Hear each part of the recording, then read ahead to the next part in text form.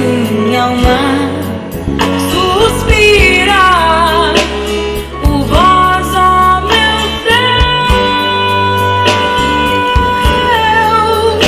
A minha alma tem sede de Deus, de Deus.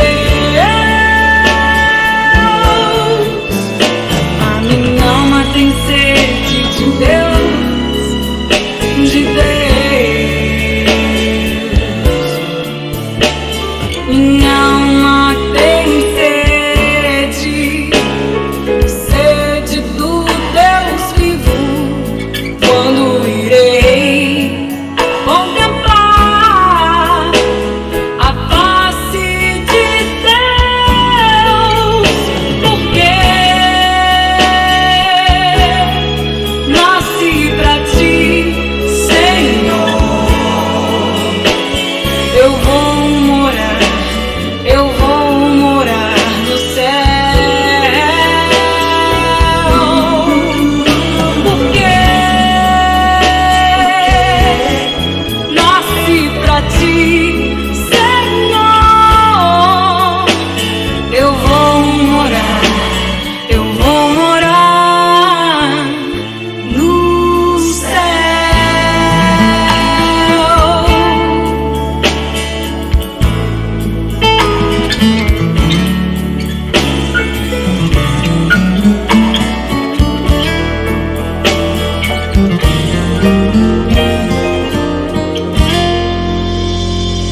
A minha alma tem sede de Deus, de Deus.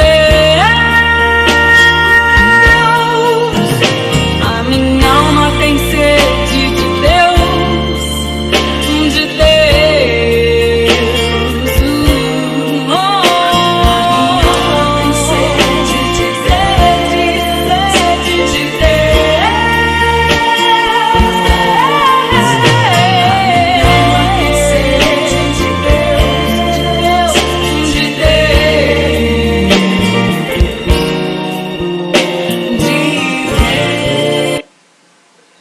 E, Senhor Jesus, neste momento vai orando com o Senhor agora. No seu interior, vai falando que você tem sede dele. Vai falando que você sente fome de Deus, da sua palavra. Vai se entregando a ele. Como disse a canção, como disse esse salmo, a minha alma tem sede de Deus. E o salmista, ele pergunta com um coração que tem saudades, né? Quando eu irei contemplar a face de Deus? Porque nós nascemos para Deus. E como diz Santo Agostinho, nascemos para vós, ó Senhor, e nossa alma não descansará enquanto não repousar em vós. Nós fomos criados por Deus e só seremos felizes quando nós descansarmos nele, de modo pleno após a morte, mas aqui em vida, nessa existência terrena, a melhor forma de descansar no Senhor é na oração. Por isso nós oramos agora. Mais do que uma aula, hoje nós estamos exercitando isso.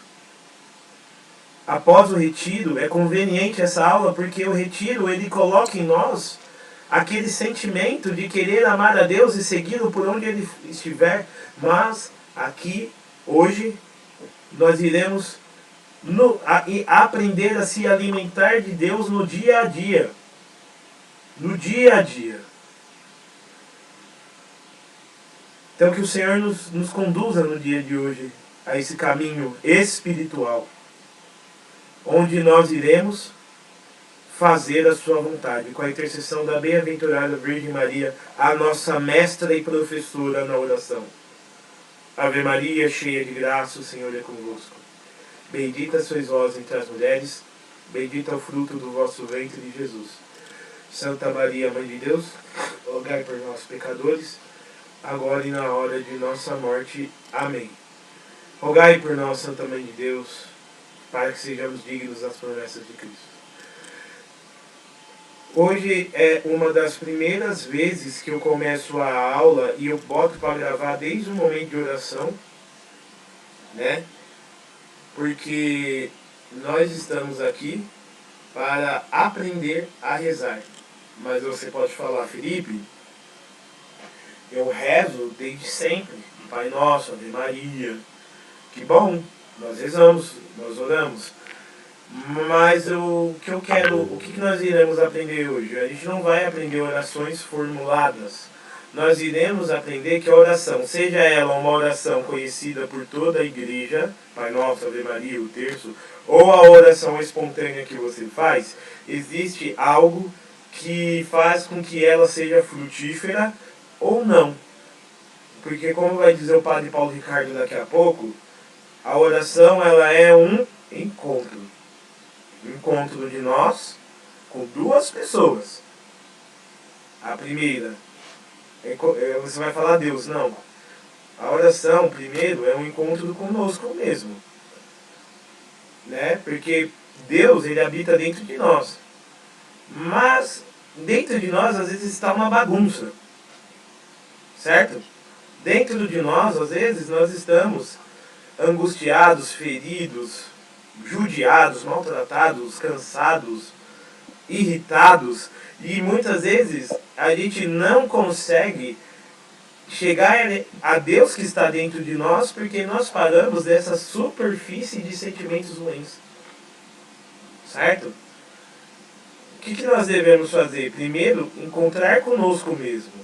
Falar, Felipe, quem é você? O que você está fazendo da sua vida agora? Como que está a sua consciência? Depois disso, vamos dizer que a conclusão é ruim. Você não está bem, você não está num bom dia, você não está num bom momento, aí sim, você se encontrou com você, com a sua verdade. Aí você vai clamar a Deus. Se você estiver feliz, Senhor, eu clamo a Ti, razão da minha felicidade. Se você ficar triste, se você estiver depressivo, Senhor, eu clamo a Ti para que venha me socorrer. Venha me socorrer. A oração não é apenas um lugar onde você vai agradecer ou pedir, mas um lugar de um diálogo entre você e Deus. E a gente começou profundamente essa aula hoje. E antes de a gente ouvir, eu quero pegar com vocês a Sagrada Escritura.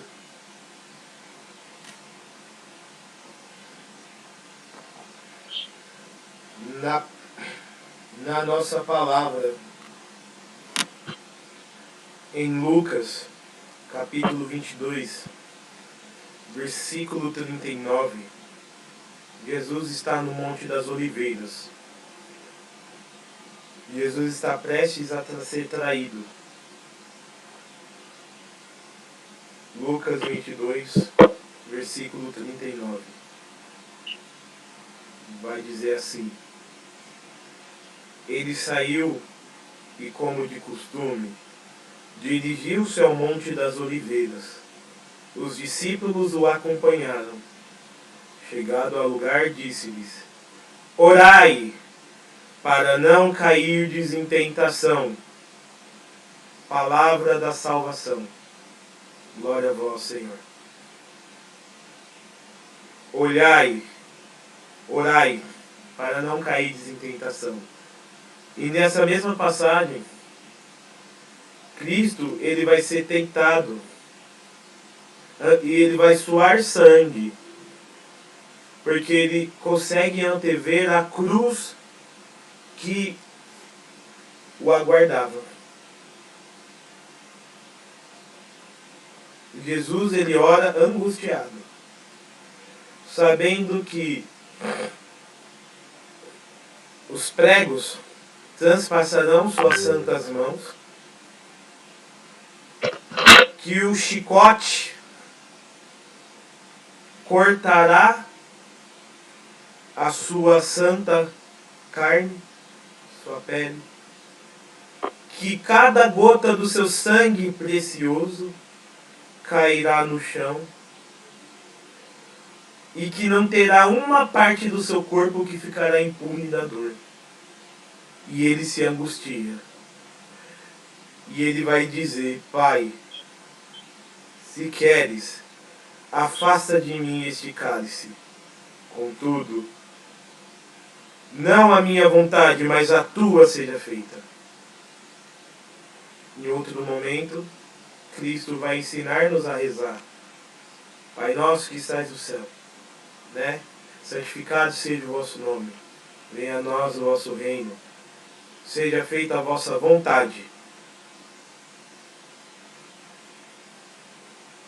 Seja feita a vossa vontade. O que Cristo faz aqui no Horto das Oliveiras? Contudo, não a minha vontade, mas a tua seja feita. Contudo, não a minha vontade, mas a tua seja feita. Pensa nisso agora.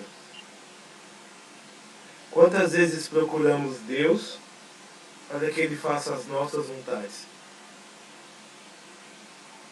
Sendo que o próprio Cristo, que também era Deus, na sua humanidade, falou: não faça-se a minha vontade humana, mas faça-se a vontade de Deus. Isso que é oração. Jesus foi buscar conversar com o Pai. E o Pai dará a sua vontade. Se Cristo não tivesse feito a vontade do Pai, não teria salvação para nós. Não teria redenção. Mas como Cristo fez a vontade de Deus porque Ele orou, Cristo, Ele orava, né? Como antes de Ele começar a sua vida pública, em Lucas 4, Ele vai orar no deserto. Lucas 4, versículo 1. Cristo vai orar no deserto. Jesus, pleno do Espírito Santo, voltou do Jordão e era conduzido pelo Espírito através do deserto durante 40 dias e tentado pelo diabo. O que o Senhor falou aqui agora, no Monte das Oliveiras? Orai para não entrardes em tentação. Certo? Ele vai dizer aqui no versículo 40 de Lucas 22, versículo 40, orardes para não cairdes em tentação. E ele vai dizer aqui em Lucas 4, versículo, vai ser dito aqui em Lucas 4, versículo 1, que Jesus, conduzido pelo Espírito, ele foi para o deserto, né, durante 40 dias e 40 noites para ser tentado pelo diabo. E o diabo vai dizer assim para Cristo: se é filhos de Deus, manda que essa pedra se transforme em pão. Jesus estava com fome. Ele estava jejuando por 40 dias. E ele estava com fome. O diabo vem e fala: se tu é Deus, se tu é o filho de Deus, faça com que essa pedra se torne pão. E Jesus replicou-lhe: está escrito, não só de pão vive o homem. O diabo, levando-o para o mais alto, mostrou-lhe, num instante, todos os reinos da terra, e disse-lhe: eu te darei todo este poder com a glória desses reinos, porque ela me foi entregue, e eu a dou a quem quiser. Por isso, se te prostrares diante de mim, toda ela será tua. Replicou-lhe Jesus: está escrito, adorarás o Senhor teu Deus, e só Ele prestará culto.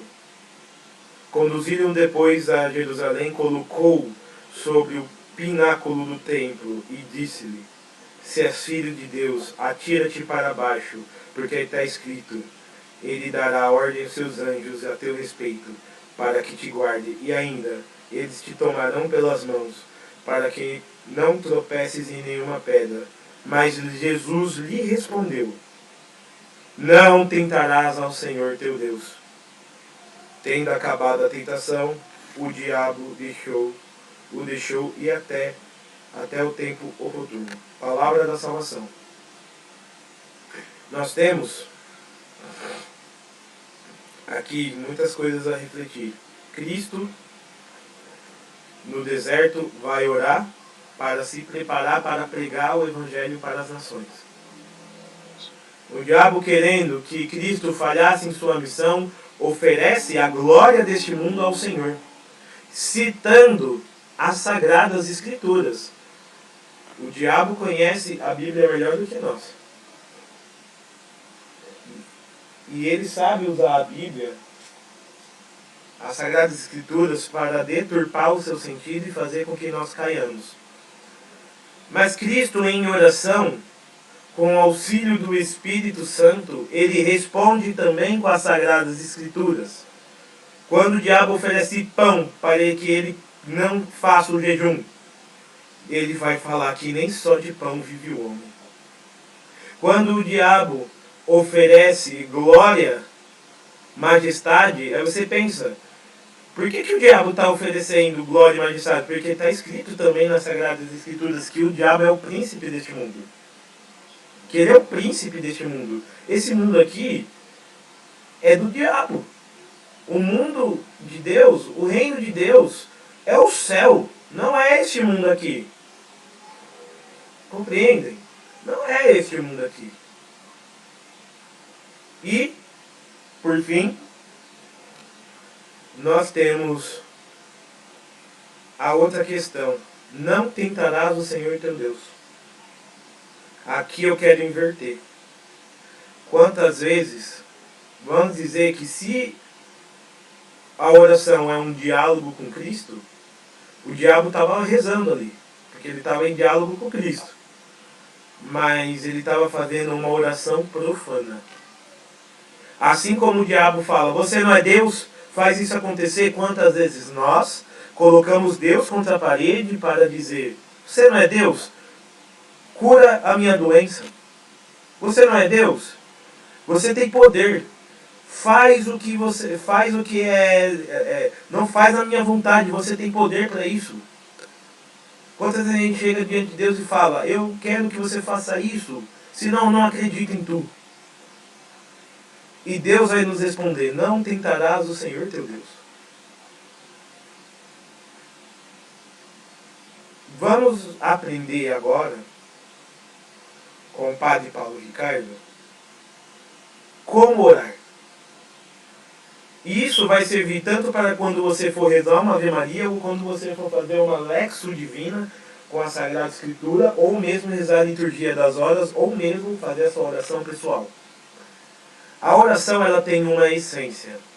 E essa essência é o que deve acompanhar para que ela seja uma oração que seja como a oração de Cristo no Horto das Oliveiras. Nós temos aqui duas orações. A de Cristo no Horto das Oliveiras, que é a oração que a gente aceita a vontade de Deus, por mais dura que ela seja, e é isso, e o fruto dessa oração foi a salvação da humanidade. E nós temos essa oração do diabo, dizendo, pegue essa pedra e faça pão, se você tem poder.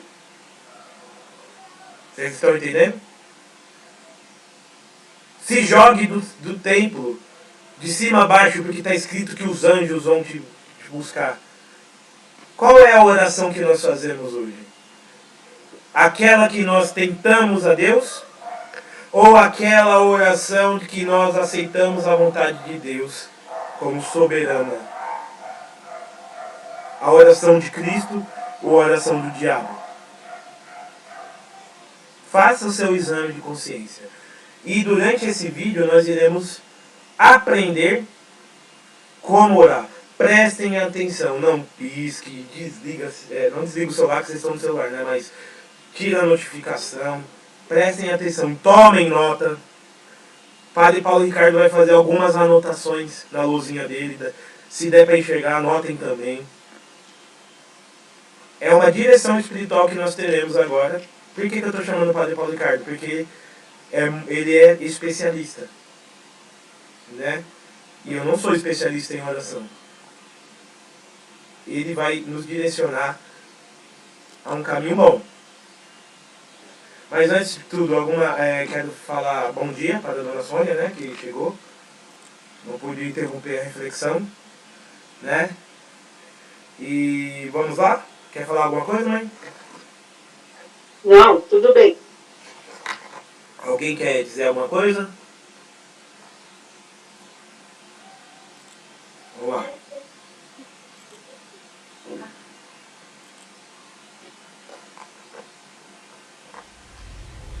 Em nome do Pai, do Filho e do Espírito Santo.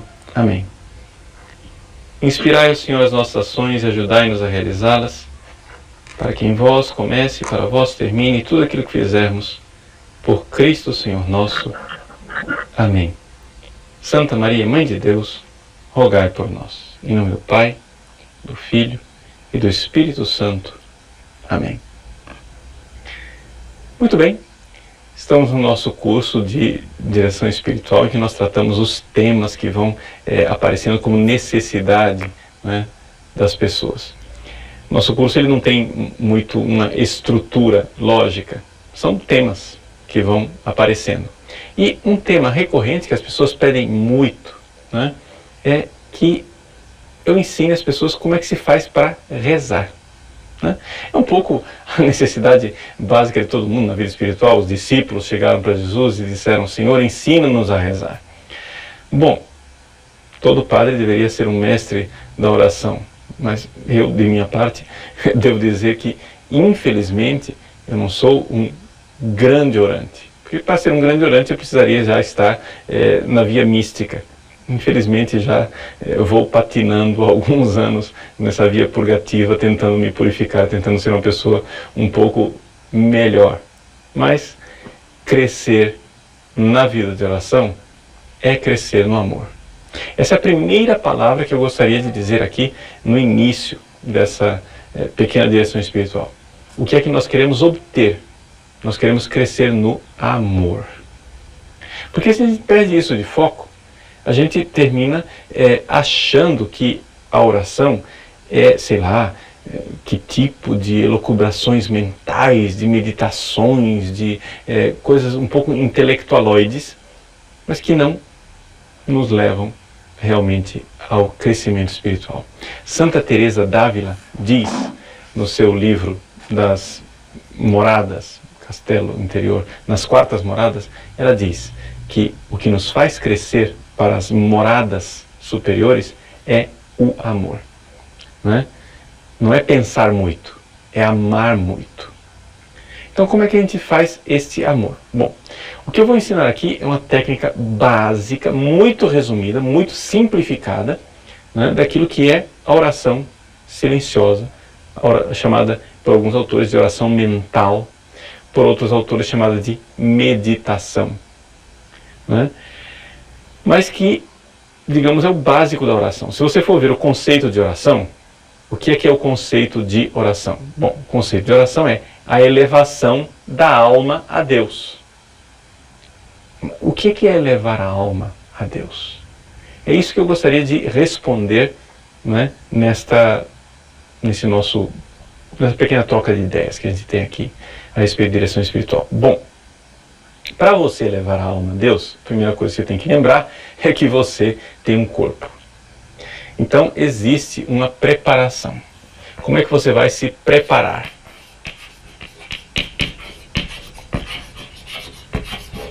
A preparação é muito simples. Você primeiro precisa lembrar que a oração é um encontro. Tá? Se a oração é um encontro, existem duas pessoas que precisam se encontrar. A primeira é você. A segunda é Deus. Então, este é o encontro básico e a preparação. Veja, algumas pessoas não se dão conta disso. Isso aqui ainda não é oração. Não é a oração que eu estou dizendo. Mas se você vai rezar, você precisa se encontrar com você mesmo. E muita gente não consegue rezar por isto. Porque não se encontra consigo mesmo. Você precisa se apaziguar, se acalmar. Não é? Sei lá, você acaba de sair do trânsito. Um trânsito caótico. Você está, assim, mal, está cansado, afobado, etc. Você vai rezar? Meu irmão, respira fundo. Não é técnica indiana, transcendental, yoga, nada disso. É simplesmente dizer o seguinte: o seu corpo está agitado, a sua fantasia está a mil, a sua irritação, então você precisa se acalmar. Se encontre com você, olhe para você e diga: o que está acontecendo dentro de mim? Nossa, eu estou agitado, peraí, calma. Veja como você está. Uma vez que você viu como você está, isso não precisa ser 2 horas. Pode ser 30 segundos, 40 segundos. Se acalme, respire fundo. Eu estou assim. Aí você vai se encontrar com Deus. Para você se encontrar com Deus, você precisa fazer um ato de fé na presença dEle. Se você está na frente do sacrário, você tem que dizer: Senhor, eu creio que estás aqui. Se você não está na frente do sacrário, olhe para dentro de você, no seu coração. Eu creio que estás aqui, dentro de mim. Faça um ato de fé. Um ato de fé significa o seguinte: você tem que agir com a sua vontade e a sua inteligência. Não é? A sua vontade diz para a inteligência: creia que Ele está aqui.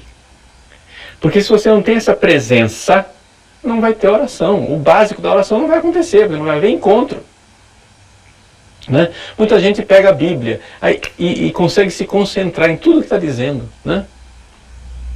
Vinde, exultemos de alegria no Senhor, aclamemos o rochedo que nos salva. E ele vai pensando, mas ele está pensando a respeito de Deus. Não está se encontrando com Deus. Existe um malveso, uma mania de teólogos, seminaristas e todo mundo que fala a respeito de Deus, de falar a respeito de Deus como o Ele, e na hora da oração continuar a falar a Deus como se fosse Ele.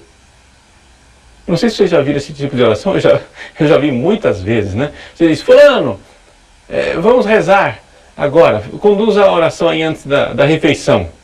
Aí o fulano começa: vamos pedir a esse nosso Deus que abençoe os pobres, que aumente a nossa fraternidade, porque é muito importante. E começa a fazer um sermãozinho. Ele não está rezando. Vamos pedir a este nosso Deus. Quer dizer, é um Ele. Deus é um Ele. Deus não é uma presença que está ali me ouvindo. Está entendendo? Tem que haver a presença sobrenatural, senão não vai ter oração. Isso que eu estou dizendo é tão óbvio, tão óbvio, tão óbvio que é esquecido. Mas se não houver essa preparação, não vai ter. É evidente que você pode também acrescentar mais uma coisa. Você pode pedir a Ele, a Deus, a Virgem Maria, ao seu anjo da guarda, as graças para esse momento de oração. Não é? O Opus Dei tem uma pequena oração que eles sempre repetem no início de cada oração, que suponho que tenha sido composta por São José Maria Escrivá, em que eles fazem exatamente isso, um ato de fé. Creio que estás aqui presente. Não é? E pede a ajuda à Virgem Maria, a São José, ao anjo da guarda, né, para, com fruto, passar aquele momento de oração. Pois bem, aqui é a preparação. Agora, como é que tem que ser a oração de verdade? Bom, se número 1 era preparar, o que é o número 2? É a elevação da alma a Deus. Né? É a oração propriamente dita. O que é que eu vou fazer? Eu vou elevar a alma a Deus. Ora, a nossa alma ela é simples, mas ela tem funções. Ela tem uma função de conhecimento e uma função de apetite, que é a inteligência, o intelecto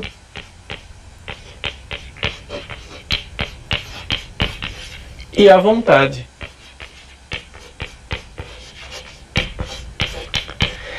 Se você não elevar essas duas funções, essas duas potências, essas duas faculdades na sua oração, a sua oração vai estar incompleta de alguma forma. Então vamos começar com o número 1, com o intelecto. E pronto, por isto, né, que eu prefiro uma oração mais emocional, uma oração mais ungida, mais sentida, porque aí já começa com esses intelectualismos, não tem intelectualismo nenhum, parou. Não é isso que eu estou te ensinando, você deixa eu explicar. O que quer dizer o intelecto? Veja, você é inteligente. Como uma pessoa inteligente, você tem uma inteligência que pode ser iluminada por duas luzes. Existe uma luz fraquinha. que é a luz da razão. Então tudo bem. Esta luz todo mundo tem, inclusive os pagãos. Eles enxergam as coisas, mas não enxergam muito. Ou seja, é como se você olhasse para uma cidade de noite. Você está vendo a cidade? Está vendo. Tem as luzes lá, né? Tem um lusco-fusco, etc. Mas você não vê claramente. Quando de repente vem o sol e raia o dia maravilhoso, então você pode dizer, puxa vida, que maravilha, agora eu estou enxergando. Olha, ontem eu via essas árvores aqui, eram todas pardas. Agora com o sol, que beleza, esse verde. Que lindo. Olha, ontem à noite eu estava vendo aqui esse rio, o mar, estava escuro, agora está um azul lindo, porque o sol está aí, você consegue enxergar. O que é essa segunda luz? É a luz sobrenatural, a luz que vem de Deus. A luz que é Cristo. Então você precisa pedir ao Cristo, Senhor, que ilumine a sua inteligência para que você compreenda o seu mistério, o seu amor, a sua bondade. Então você vai pegar alguma coisa, vai pegar algum osso para roer, né? Ou seja, alguma palavra de Deus, algum mistério da vida de Cristo para contemplar. Então você vai, vamos supor, sei lá, você vai contemplar sobre a paixão de Cristo na cruz, que é um dos temas prediletos dos santos para contemplar. Então você vai começar a girar ao redor daquilo ali. Né? Você pode pegar o texto do Evangelho, você pode... Mas o melhor mesmo é você, dentro, no interior, no seu silêncio, começar a falar com Deus e dizer, Senhor, mas que maravilha o vosso amor por mim. E vá narrando para Deus, você pode ir narrando para Deus o que Ele fez para amar você. Ou às vezes, sem palavras, você simplesmente vai discorrendo aquele mistério, vai vendo a grandeza. Resumo, você vai cavucando ali ao redor daquele mistério, até que, finalmente, acontece aquela iluminação. Quando você diz assim, por exemplo, como se dissesse, nossa! Eu não sei se vocês já tiveram essa impressão. Uma das coisas que pode acontecer, né, é desta fase aqui do intelecto acontecer durante uma pregação. Você está ouvindo a pregação de uma pessoa, você está na missa, o padre está pregando. E o padre diz uma coisa que você está cansado de saber. Mas ele disse, e naquele momento houve uma iluminação interior e você vê que você foi iluminado. Porque você já sabia aquilo, mas de repente você compreendeu aquilo. Você vê claramente que você foi alimentado interiormente. Tá? Ou seja, na sua oração pessoal, ou durante a pregação, que foi uma meditação conduzida, digamos assim, você foi girando ao redor daquele mistério que já é conhecido, gente. Eu não estou dizendo aqui que vocês vão conhecer novidades, não. É um mistério já conhecido, mas que, reconhecido, iluminado pela luz de Deus, pela luz divina, aquilo te alimenta. Não é? Se você faz a Lexio Divina, o que eu estou dizendo aqui para vocês, né, são as duas primeiras partes. A parte da leitura e da meditação. O que é leitura e meditação? É que, quando você lê o texto sagrado, você resume na sua cabeça. Lembre que os antigos monges, eles não tinham Bíblia para carregar debaixo do braço.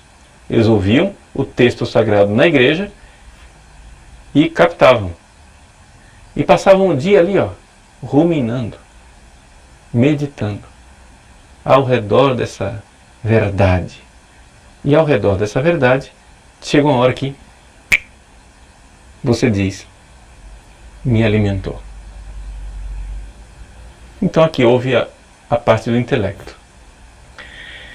Mas não basta você simplesmente elevar o intelecto. Você tem que elevar a vontade. O que é a vontade? A vontade é um apetite racional.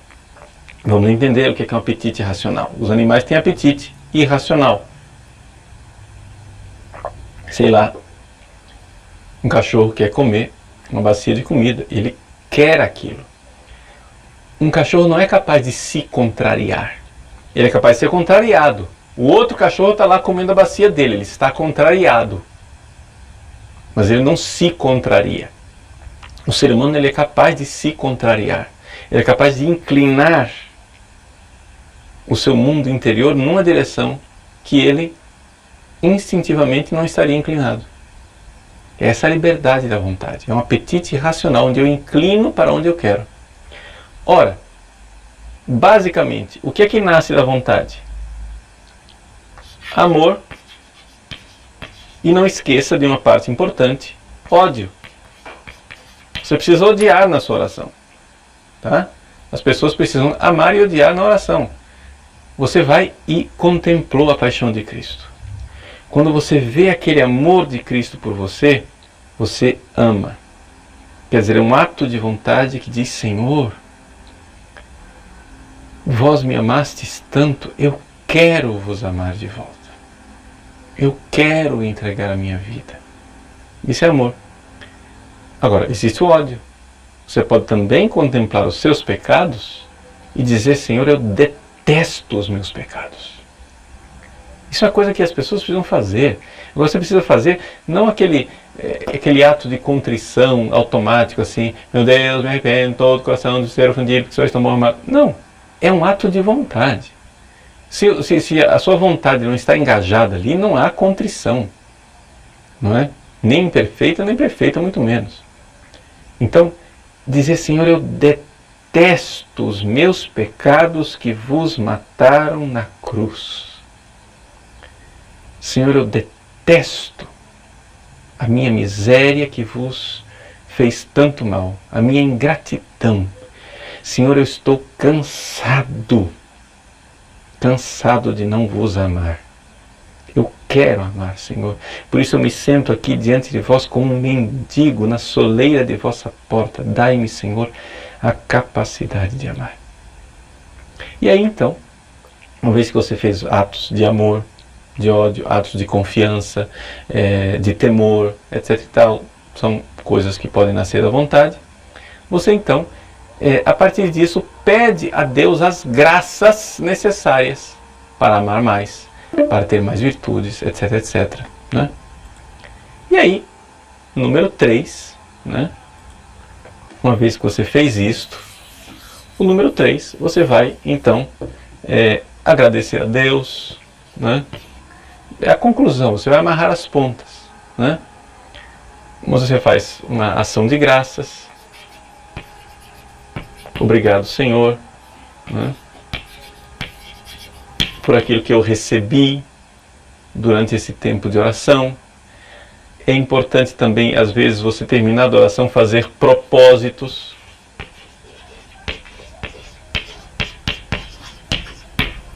Não é? De amar mais a Deus, de ser mais de Deus, etc, etc.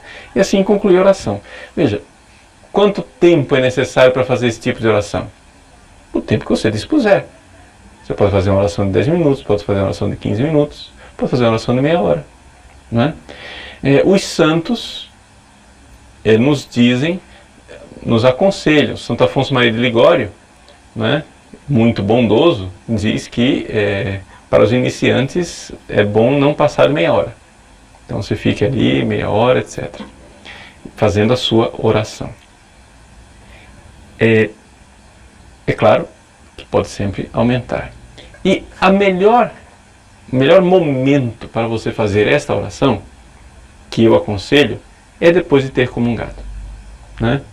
Por quê? Porque na comunhão você tem ali realmente a presença do Cristo, na sua humanidade gloriosa, que você acaba de receber na comunhão. Isso é muito importante. Então, são dicas básicas para você fazer a sua oração pessoal. Né? O resumo disso que eu estou dizendo, né, é simplesmente isso: é levar a alma a Deus. E levar a alma a Deus é inteligência e vontade precisam ser elevadas. Se isso não é feito, não acontece. Aí vem a pergunta: padre, e os sentimentos? Bom, os sentimentos, eles são consequência disso tudo. Pode acontecer que quando você medita uma coisa, você tenha sentimentos. Não já aconteceu que você, sei lá, o padre está lá pregando, ou o pregador está lá pregando, e você começa a chorar? E você se sente consolado? Você se sente movido pelo amor de Deus? Pode acontecer. Às vezes acontece, às vezes não acontece. Pode acontecer de você, no ato de vontade, quando você está lá fazendo, Senhor, eu vos amo, eu quero me entregar, você sentir mesmo essa entrega. Às vezes você não sente nada. O que é o sentimento na oração? É simplesmente aquilo que a sua alma está fazendo, está reverberando no seu corpo. Não é? Isto é bom, mas não é a essência. Isso é bom, mas não é o centro. Não é? Porque se vocês virem isto que eu acabo de descrever aqui, não é? Se bem compreendido, está em profunda sintonia, por exemplo, com uma oração vivida num grupo de oração carismático. Não é? Se você for num grupo de oração carismático e fizerem a oração direito, o que vai ser?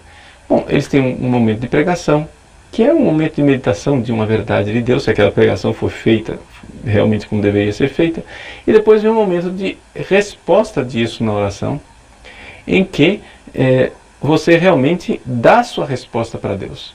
E pode acontecer, depois que, uma vez que você elevou a sua vontade e disse o seu sim para Deus, o seu amor, pode acontecer então que se manifestem ali as graças pedidas, os dons carismáticos podem acontecer nesse momento, não está excluído. O problema é quando as pessoas começam a fazer uma forçação de barra para dizer que os sentimentos têm que acontecer, porque se não acontecer o sentimento, não teve oração, então não foi ungida. E uma forçação de barra para dizer que os carismas têm que acontecer. Gente, os carismas são graças, gratis date. São dadas de graça. Vem quando Deus quer. Não é? Não adianta ficar marcando na agenda, né? Que Deus vai operar milagres tal hora. Não dá para a gente fazer isso. Você não controla Deus. Então, aqui é importante a gente entender o seguinte, que dentro da tradição católica, né, a oração como ela é feita na renovação carismática, ela recebe uma luz que a torna bastante bonita e equilibrada. Mas isso que eu estou dizendo aqui não é só para a renovação. Isso é para todas as pessoas, todas as espiritualidades, todos os movimentos. Então, só quis fazer essa pequena nota de rodapé sobre a renovação carismática, porque eu sei que muita gente tem essa tendência de dizer assim, isso que o Padre Paulo está dizendo não é a nossa espiritualidade, portanto nós temos que rejeitar. Porque isso é uma espiritualidade meio intelectualista, árida. Não. O que eu estou dizendo é o seguinte, as emoções e os carismas podem acontecer dentro disto. O que é importante é você não colocar a essência nisto. A essência é a elevação da sua alma a Deus. Não quer usar a palavra alma? Não tem problema, usa a palavra coração. Eleve o seu coração a Deus. Mas saiba que esse seu coração não é um sentimentalismo. O seu coração é uma compreensão. O meu coração compreende o coração daquele que me amou. E por isso eu quero responder com um ato de amor também. Deus abençoe você e que você possa colher as graças de Deus na sua vida de oração. Em nome do Pai, do Filho e do Espírito Santo. Amém. E aí, pessoal? O que vocês acharam? Legal, gostei muito. Forte, hein? Ó, gente, vou fazer uns apontamentos muito interessantes. E deixa eu ver quanto tempo nos resta de sala ainda. 8 minutos. 8 minutos, então. Porque orar, todo mundo ora. Mas todo mundo tira frutos da sua oração? Ou seja, suas orações, elas... Porque assim, como diz Santo Tomás de Aquino, existe... Ele vai falar isso falando da Eucaristia, mas eu vou colocar aqui para oração, né? O corpo... O que acontece se o corpo não come? O que acontece se a gente... o corpo morre. Morre. E acontece a mesma coisa. E a nossa alma? A nossa alma, ela também precisa se alimentar. O que acontece quando a gente não reza? Quem morre é a alma. Né? Assim como nós precisamos de alimento para o corpo, precisamos de um alimento para a alma. E esse alimento para a alma é a oração. Né? E uma oração, como diz o padre Paulo Ricardo, a oração é amar. Nós temos que crescer no amor. E como que a gente cresce no amor? Se encontrando com aquele que é a fonte do amor. Né? Deus, ele é a fonte do amor. Então, se Deus, ele é a fonte do amor, se eu quero amar, eu tenho que me encontrar com ele. Oração, como diz o padre Paulo Ricardo, eu estou aqui lendo as minhas anotações. Eu espero que vocês tenham feito as de vocês. Eu fiz as minhas. Oração não é pensar muito, é amar muito. E ele vai nos ensinar a fazer a chamada oração mental ou meditação. Não, é aquela oração que é eu e Deus. Ele fala, e não tem coisa mais gostosa no mundo do que fazer aquela oração eu e Deus. Aquele momento sublime. Mas quando eu vou chegar para rezar eu e Deus, eu tenho que elevar a minha alma, eu tenho que me preparar. Por isso que eu comecei a aula de hoje falando o que o padre disse, né, que eu vi essa pregação antes, sobre como que está a nossa vida na hora de rezar. Nós temos, como o padre disse, respirar fundo, se acalmar. Respirar fundo, se acalmar. E não só respirar fundo e se acalmar, se concentrar. Já viu quando a gente vai rezar quando a gente está estressado?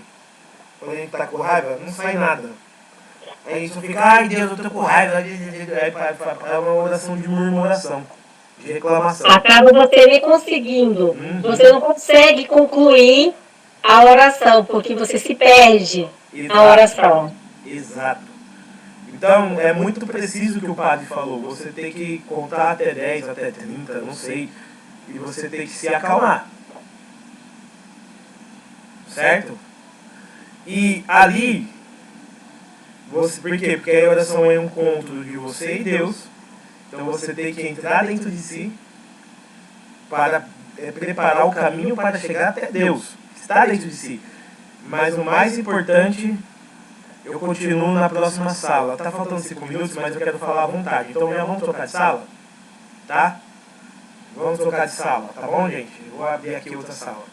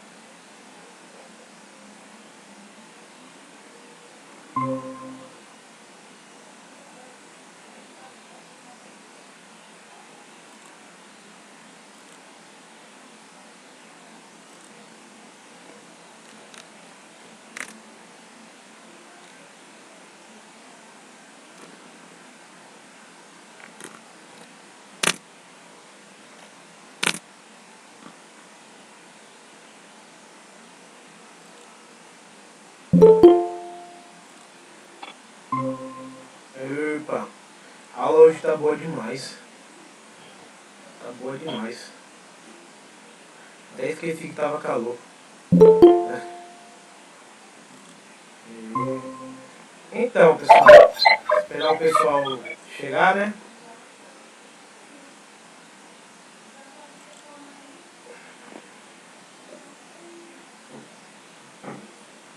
Pessoal, mas é só para fazer uma revisão, crescer no amor.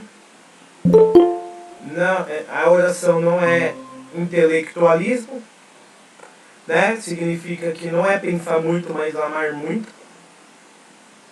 E a oração mental ou meditação, ela começa com elevar a nossa alma a Deus e nos preparar, nos acalmar, para depois começar a oração. E agora, o mais importante quando a gente vai fazer a oração, a gente se acalma e tudo mais, e quando a gente vai fazer o sinal da cruz para começar a rezar, eu tenho que fazer um ato de fé, certo? Crer na presença, ter fé que Deus está presente de maneira sobrenatural, né? Se você estiver diante do sacrário, Senhor, eu creio, Senhor, que o Senhor está presente diante de mim. Eu creio, Senhor, que você está presente na aparência de pão, no sacrário. Que o Senhor está presente de maneira real. Certo? Que você está presente, que o Senhor está presente. Se você estiver em casa, Senhor, eu creio que você está aqui. Eu tenho fé que você habita dentro de mim, no meu coração. Eu tenho fé, Senhor. Aí, sendo assim, se eu tenho fé na presença de Deus, nessa presença sobrenatural, eu vou pedir ajuda aos mestres da oração. Eu posso pedir a graça dos santos, da Virgem Maria, dos anjos, para que, ó, Puríssima Mãe de Deus, tu que sabes orar muito melhor do que eu, santos dos céus, todos os santos e anjos de Deus, que vocês me conduzam ao Senhor, vocês que já estão na glória, porque o que a gente vai fazer no céu, gente? No céu nós iremos orar para sempre. Orar e orar e orar para sempre. Então, se você não gosta de orar aqui na terra, como que você vai viver no céu para sempre, se o céu é uma oração eterna? Então, se nós não gostamos de orar, é porque nós estamos no nosso corpo, e o nosso corpo quer prazer. E às vezes orar não vai ser prazeroso. Às vezes orar vai ser difícil. Tem dias e dias. Tem dia que orar é um deleite. Um deleite. Agora tem dias que orar a gente vai ter que fazer a altas custas. Altas custas do cansaço, altas custas da rotina em casa, né? Mas tem que ter aquele momento sagrado, né? Nem que esteja no ônibus. Mas é você e Deus. Quando nós rezamos, nós estamos envolvendo a nossa alma nisso. A nossa alma ela tem duas potências importantes. O intelecto, responsável pela razão, né? Mas também pela fé. Somente os seres humanos, é que eu falo enquanto filósofo, né? Somente os seres humanos são capazes de ser racionais. O cachorro não reza. O gato não reza. O elefante não reza. Por que só o ser humano reza? Porque nós somos o único ser criado por Deus que tem a razão. Nós somos a imagem e a semelhança do Senhor. Mas também nós temos a nossa capacidade de vontade, que é justamente a parte da alma que coordena as nossas ações. Ora, a alma tem o intelecto. O intelecto tem, dentro do nosso intelecto, você tem a luz da razão que a gente acredita através de fatos racionais. 2 mais 2 igual a 4 é uma verdade da razão, por exemplo. E nós temos a luz da fé, que é a luz sobrenatural. A luz da razão, ela é pequenininha. A luz da fé, ela é enorme. É como o padre diz, né? Às vezes você está de noite e você está olhando, sei lá, para alguma paisagem e você vê as aparências daquilo com a luz da razão. Mas aí de dia vem o sol, e o sol ilumina tudo, deixa tudo resplandecente, tudo brilhante. É a luz da fé. E assim, pessoal, nós, com a luz da fé, nós vamos orar. Seja qual oração que for. Vamos pegar aqui o terço, que a gente reza direto. Quando você for rezar o terço, nós temos aqui o que a gente chama o osso para roer. A gente vai estar com a nossa parte intelectual, olhando o texto da Sagrada Escritura ou o mistério do terço. Por exemplo, terceiro mistério gozoso, contemplamos o nascimento de Cristo. E durante aquelas ave-marias que você vai rezar, você pensar em Cristo que nasce. Ó meu Deus, o Verbo se fez carne e habitou entre nós. O Senhor tomou a nossa carne humana para se fazer homem como nós, uma vítima perfeita, o Cordeiro de Deus que vai tirar o pecado do mundo, nasce num tempo na história. O Deus eterno toma a nossa carne para fazer-se como nós, para sofrer conosco. Aí a gente contempla o menino Jesus nos braços da Virgem Maria, com José do lado. Porque eu peguei esse mistério para o Natal. E como que deve ser nossas orações nesse tempo de Natal? Contemplando o menino Jesus. E tirando fruto espiritual. E vai chegar um momento, enquanto você está contemplando, pensando, se colocando ali, que vai vir um estalo. Você vai fazer sentido. Você vai entender. E aquilo vai te alimentar. Isso é a oração. No diálogo com Deus, Deus te alimenta. Mas não alimenta o seu corpo, alimenta a tua alma. E durante a oração nós também temos vontade. Às vezes, a vontade ela é um apetite da razão. E aí vocês ficaram escandalizados quando falou, na oração a gente tem que ter amor e ódio. Eu vi que alguns falaram, opa, amor e ódio, a gente tem que amar a Deus e odiar o que ofende a Deus. Ora, durante a nossa oração, talvez a gente pode meditar o que Deus fez por nós e como que nós retribuímos a Deus.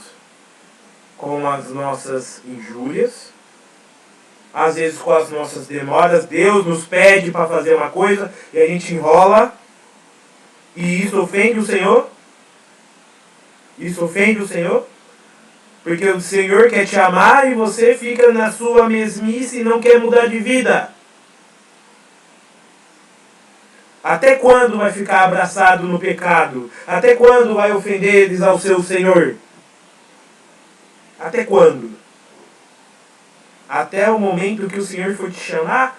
E como que você vai prestar contas diante do Senhor? Tenha ódio pelo seu pecado. Ame ao seu Senhor e seu Redentor, seu Salvador. Ame a Deus, odeie o pecado. Porque, como disse o Padre Paulo Ricardo, foi os nossos pecados que mataram a Cristo.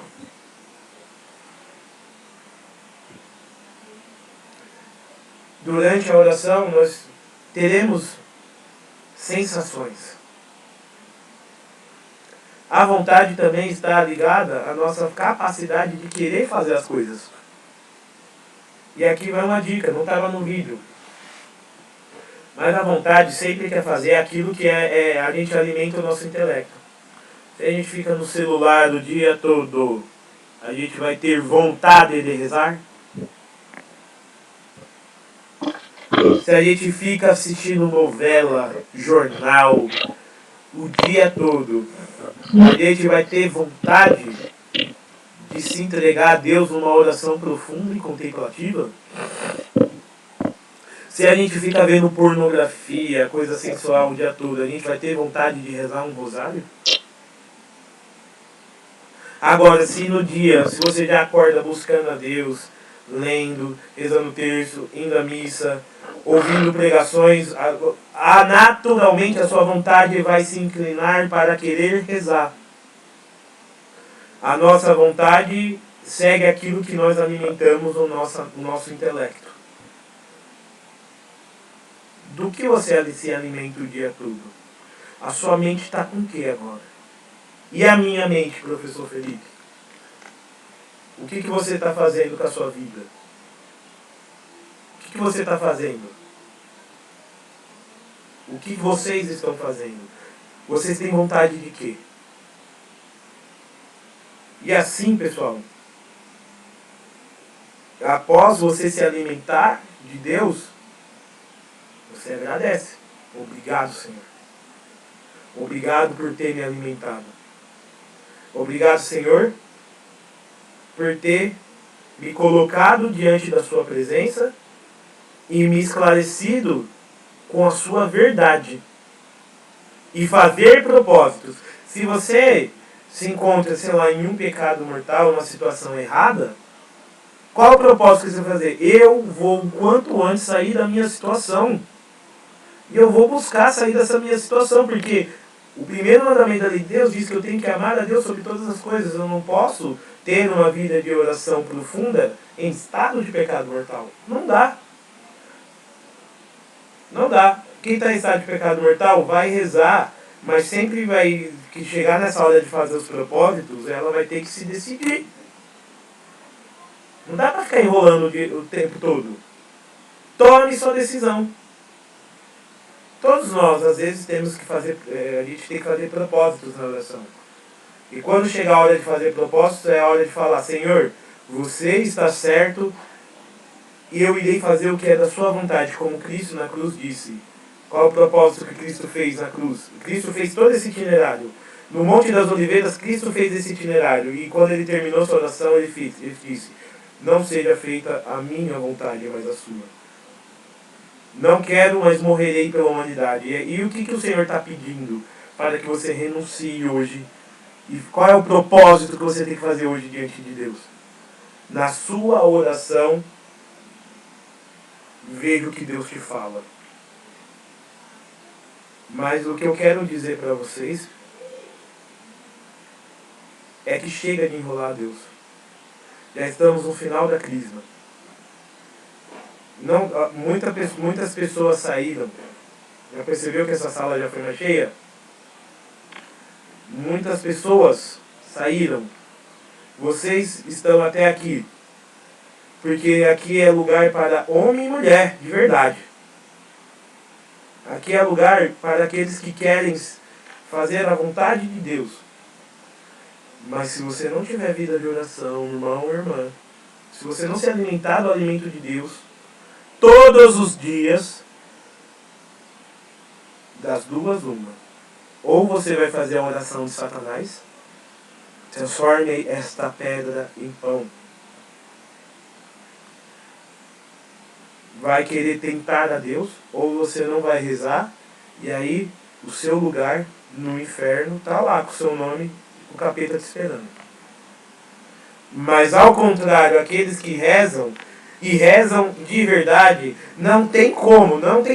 Se você reza desse jeito que a gente aprendeu hoje, buscando a Deus e não apenas cumprir uma obrigaçãozinha, mas querendo crescer no amor, você vai resolver todos os problemas espirituais da sua vida, porque você está buscando a verdade. E você vai ter, a sua vontade vai se mexer, você vai agir, você vai fazer tudo o que é preciso, você vai deixar tudo que é secundário para depois, você vai buscar o primário, a vontade de Deus. Você vai buscar a vontade de Deus. Pode falar, mãe? Então, quando a gente ouve só nós mesmos, a nossa oração egoísta, chega a ser uma oração triste diante do Senhor, porque Ele está vendo que eu não abri meu coração. E aí, como você disse, eu não vou ter resultado naquilo que eu pedi, nem para mim, nem para ninguém. Porque a minha oração não está alcançando a Deus porque eu não estou abrindo o meu coração de verdade. Aí, assim, que nem você falou, teve crismandos que não estão aqui mais, né? Porque, na verdade, eles escolheram o pecado. Porque eles tinham que fazer uma decisão. Ou, se não, acabaram protelando, assim, deixa para o ano que vem. Mas será que no ano que vem eu estou vivo, né? Será que no ano que vem eu vou ter mesmo, vou estar mesmo aqui? Ou já estarei diante do Senhor? Então, são coisas que não se deixam para depois. Receber um sacramento, cumprir a vontade de Deus na nossa vida. E quando a gente consegue tudo isso, é porque é o fruto da nossa oração. É o fruto daquilo que a gente pediu a Deus. Um dia Deus colocou esse propósito, apresentou esse propósito para mim. Eu vou receber o crisma, eu vou receber um sacramento que está faltando na minha vida. E eu vou buscar esse sacramento, eu vou lutar por ele. E esse é o fruto da oração, no qual eu tenho que colocar fé, disposição, correr atrás, batalhar, lutar, esperar e confiar. Confiar em Deus, né? Então, toda oração tem que ter essa base mesmo, da confiança, de acreditar que o que a gente precisa e o que a gente pode fazer vai acontecer com a graça dele mesmo, que está nos ouvindo e nos convidando a estar próximo dele. E muitas vezes não entendemos, porque, que nem você falou, a minha cabeça está cheia de outras coisas. Está cheia do mundo, está cheia de outros planos, né? E eu acabo protelando o que é de Deus para depois. É uma coisa que a gente não pode fazer, né? Chega de colocar Deus de lado, gente. Chega. Se eu fosse morrer hoje e tivesse que falar uma coisa para vocês, eu ia falar: amem a Deus sobre todas as coisas. Amem. Saiam da sua situação de pecado e busquem o céu. Porque se eu fosse morrer hoje, eu ia querer ir para o céu e encontrar vocês lá. E vai dizer os santos da igreja: quem reza se salva, quem não reza se condena. Isso não é para ter medo nas pessoas, não. Isso é a realidade. Se no céu a gente vai orar, cantar hinos de louvores para Deus para sempre, nós temos que já começar a se adaptar aqui. Os santos, quanto mais eles rezam, mais no céu eles já estão, mesmo aqui na terra. Tem um livro de Santa Teresa d'Ávila, quem quiser ler, chama Castelo Interior.